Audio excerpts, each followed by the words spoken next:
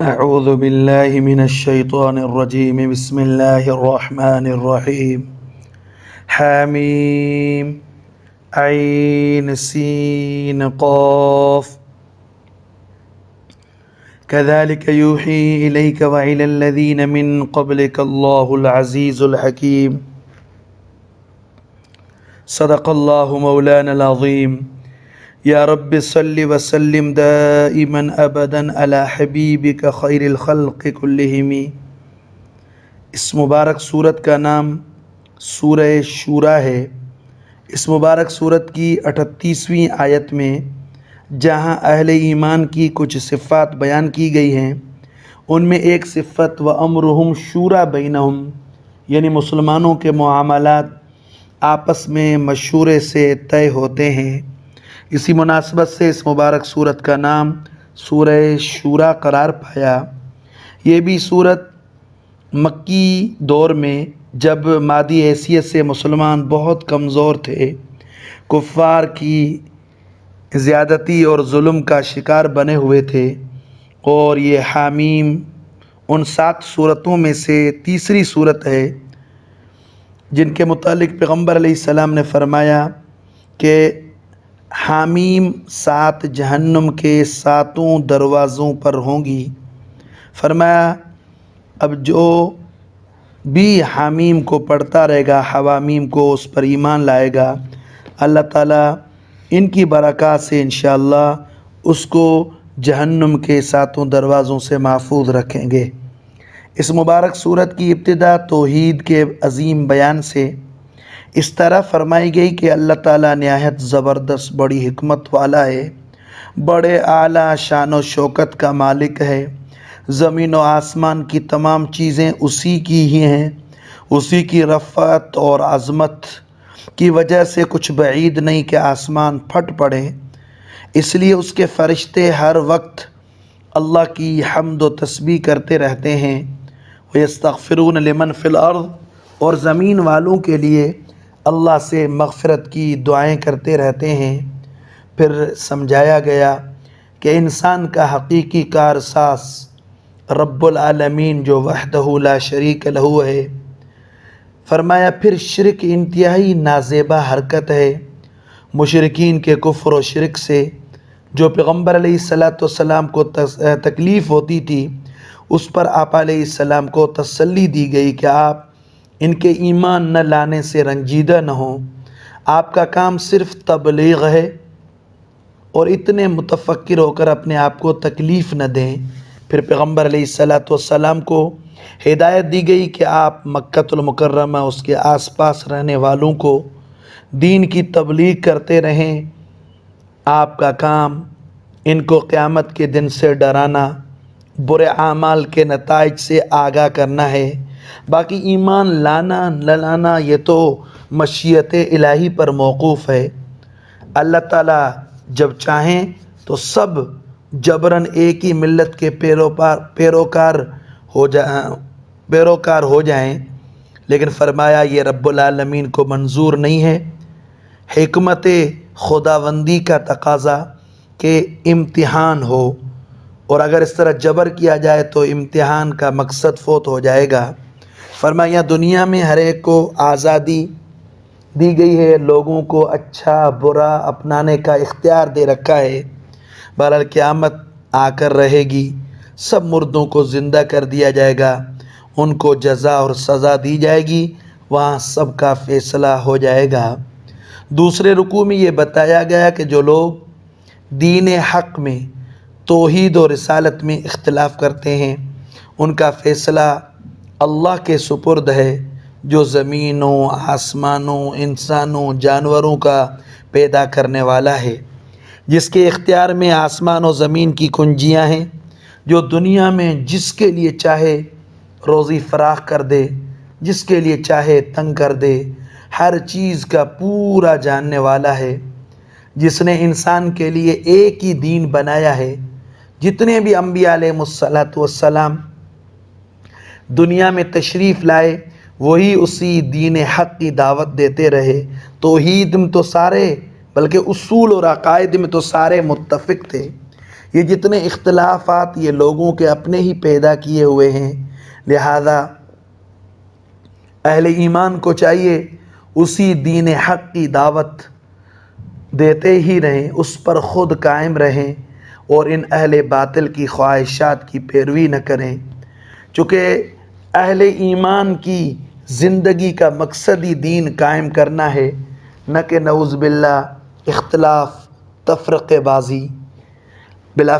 فرما رہے ہیں آگے ایک ایسا دن آنے والا ہے، سب اللہ کے حضور جمع ہوں گے، ہر شخص اپنے عمل کا نتیجہ دیکھے گا۔ یہ جتنے بھی اختلافی امور ان میں عملی فیصلہ ہو جائے گا۔ جو لوگ اللہ کی ذات و صفات میں یا رب العالمین کے دین میں ناحق جھگڑے نکالتے ہیں، ان کی نعوذ باللہ یہ ساری حجتیں باطل ہو جائیں گی، ان پر اللہ رب العالمین کا بڑا غصہ اور غضب ہوگا۔ ایسے ظالموں کے لیے سخت سزا طے شدہ ہے۔ فرما رہے ہیں یہ قرآن مجید رائے حق کی رہنمائی کے لیے اتارا گیا۔ جو اہل ایمان ہیں وہ تو اس قرآن مجید سے قیامت کے احوال سن کر ڈرتے اور کانپتے ہیں، اور نعوذ باللہ جو بدبخت منکر ہیں وہ تو مذاق اڑاتے ہیں، بلکہ بطور مذاق کے قیامت کے جلدی آنے کا تقاضا کرتے ہیں۔ فرمایا ان کی معاندانہ مخالفت کا مقتضا تو یہ ہے کہ ان پر خوب سختی کی جائے، لیکن اللہ تعالیٰ اپنے بندوں پر بڑے مہربان ہیں، اسی رحمت عامہ، اسی رحمان سے سبھی کو روزی دیتے ہیں۔ فرمایا پھر رزق میں کمی بیشی ہوتی رہتی ہے، جس کو جس قدر چاہے نواز دے۔ یہ اللہ تعالیٰ کا کرم و رحم ہے کہ دنیا میں نافرمان ناشاکر ان کی بھی پرورش ہو رہی ہے۔ فرمایا لیکن اللہ کی قدرت کو قوت کو کبھی بھی بھولنا نہ چاہیے، وہ نہایت قوت والا بڑا زبردست ہے۔ تیسرے رکوع میں انسان کی طلب اور ارادہ، اس کی قوت اور اس کا ثمرہ بتایا گیا کہ جو دنیا میں آخرت کی کھیتی کا خواہاں ہے، اللہ تعالیٰ اس کی کھیتی میں ترقی دیں گے۔ جو دنیا کی کھیتی کا طالب ہے، یعنی ہر وقت اپنی تدبیریں کوششیں بس دنیا کا متاع حاصل ہو جائے، آخرت کے لیے کچھ نہیں، فرماتے ہیں کہ ایمان لانے کو تیار نہیں۔ اللہ تعالیٰ کو جتنی منظور اس کو دنیا دینی ہے وہ دے دیتے ہیں، فرماتے ہیں لیکن آخرت میں اس کے لیے کچھ نہیں سوائے محرومی اور ندامت کے۔ فرمائے ایسے منکر ظالموں کو قیامت میں دردناک عذاب ہوگا، اور جو دنیا میں ایمان لائے، جنہوں نے اچھے کام کیے، ان کو جنت کے باغات میں داخل کیا جائے گا، جہاں ان کو ہر چیز ملے گی جس کو وہ چاہیں گے۔ یہ بشارت ان خوش قسمت لوگوں کے لیے ہے جو ایمان اور اعمال صالح والے ہیں۔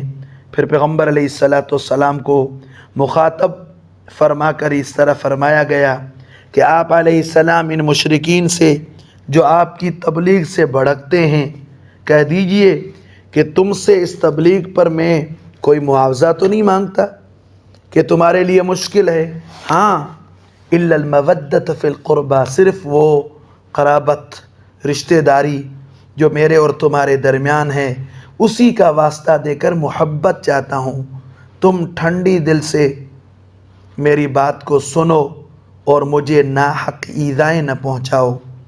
اس کے بعد کفار کے غلط الزامات کو بیان فرما کر جواب دیا گیا کہ یہ کافر قرآن و رسول کی دعوت و تبلیغ کو سن کر نعوذ باللہ اس طرح کہتے ہیں کہ نعوذ باللہ یہ خدا نے نہیں بلکہ پیغمبر علیہ السلام نے اپنی طرف سے بنا لی۔ فرما رہے ہیں یہ نعوذ باللہ ان کی خام خیالی ہے، اس طرح ہو نہیں سکتا۔ اللہ تعالیٰ کو تو یہ قدرت حاصل ہے، چاہے تو دل پر بند لگا دے، زبان سے کچھ کلام ہی نہ نکل سکے۔ لہذا آپ علیہ السلام صادق ہیں، یہ نعوذ باللہ خود ہی مفتری اور کاذب ہیں۔ پھر فرمایا اللہ تعالیٰ دلوں کے رازوں سے بھی واقف ہیں، ان کو سزا دیں گے جنہوں نے اپنے کفر و شرک سے توبہ نہیں کی، ہاں جنہوں نے سچی توبہ کی۔ رب العالمین ایسے کریم و رحیم ہیں کہ اپنے بندوں کی توبہ کو कबूल फरमाते हैं। अगर कोई अपने कुफ्र से तौबा करे, उस तौबा की बरकत से तमाम माजी के गुनाह मुआफ़ फरमा देते हैं। जो लोग कुफ्र पर डटे रहें, ईमान न लाएं, उनके लिए सख्त अज़ाब मुकर्रर है। फरमाया उसके बाद कायनात में फैली हुई अल्लाह ताला की कुछ कुदरत की निशानियां बताकर तौहीद समझाई गई।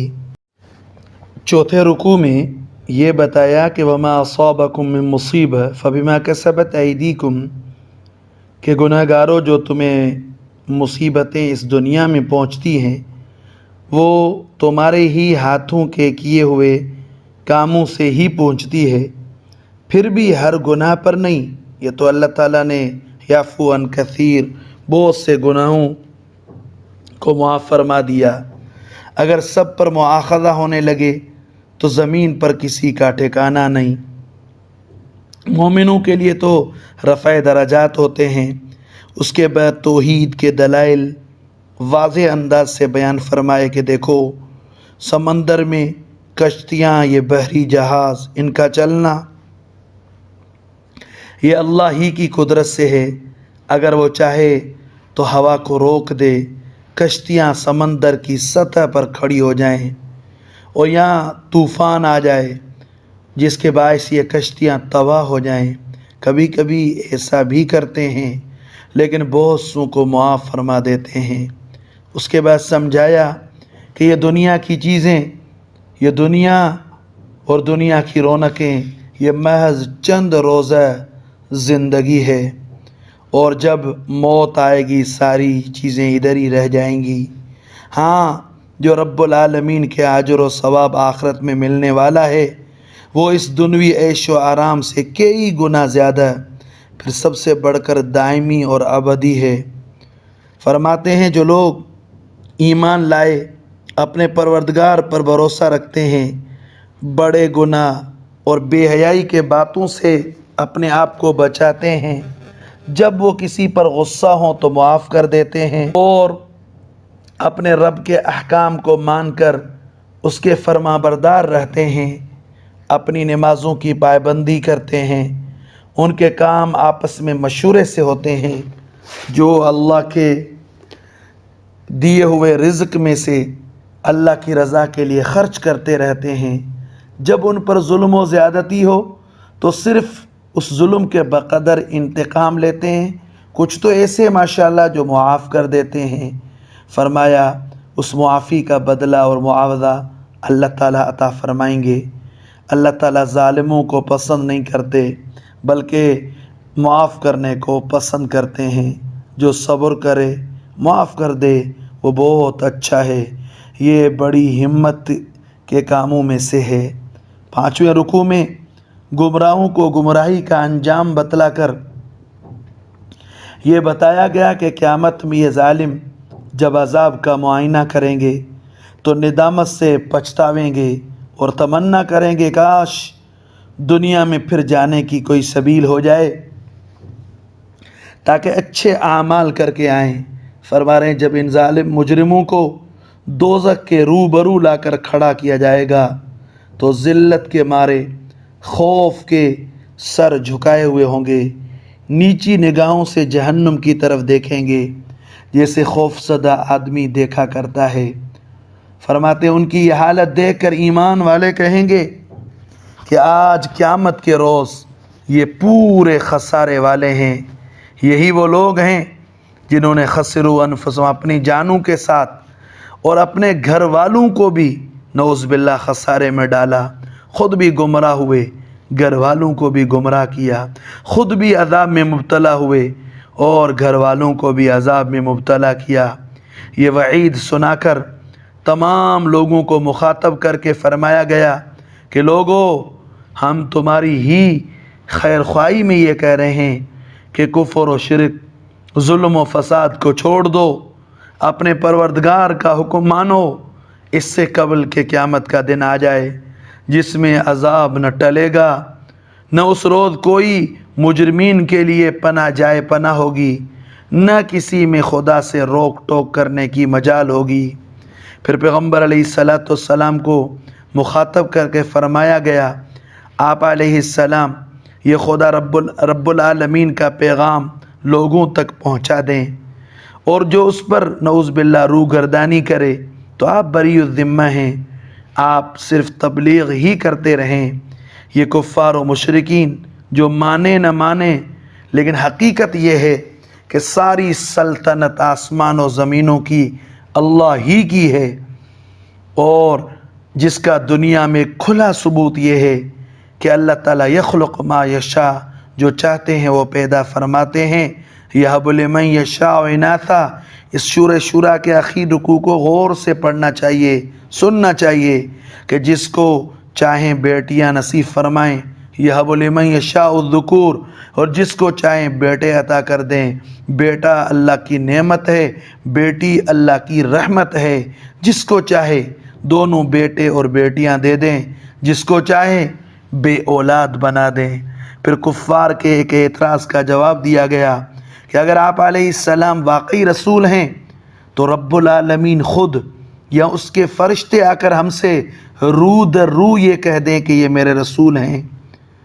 فرمایا کہ اس کا جواب اس طرح دیا گیا کہ کسی انسان میں یہ بات کہاں کہ دنیا میں اس سے اللہ تعالیٰ رو در رو کلام فرمائے۔ ہاں، جس بندے سے چاہتے ہیں تو الہام کے ذریعے یا حجاب کے باہر سے یا کسی فرشتے کے ذریعے کلام فرما دیں، جس طرح پیغمبر علیہ السلام پر اپنا حکم اور اپنی وحی بھیج رہے ہیں۔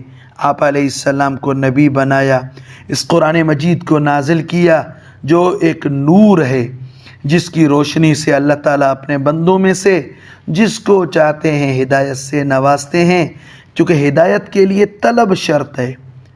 اور ان کفار کے یہ شبہات یہ لا یعنی ہیں۔ آپ علیہ السلام لوگوں کو سیدھے راستے کی طرف بلاتے رہیں اور سیدھی راہ پر چلاتے رہیں۔ فرمایا لوگوں کے ان شبہات سے آپ متاثر نہ ہوں۔ فرمایا پھر آخر میں کہ جو نہ مانیں گے ان کو سخت سزا، اور یاد رکھو تمام معاملات اللہ ہی کی طرف لوٹائے جائیں گے، وہی ان کا فیصلہ کرے گا، اور اس کی مخالفت جو کرتے ہیں ان کو سخت سزا ملے گی۔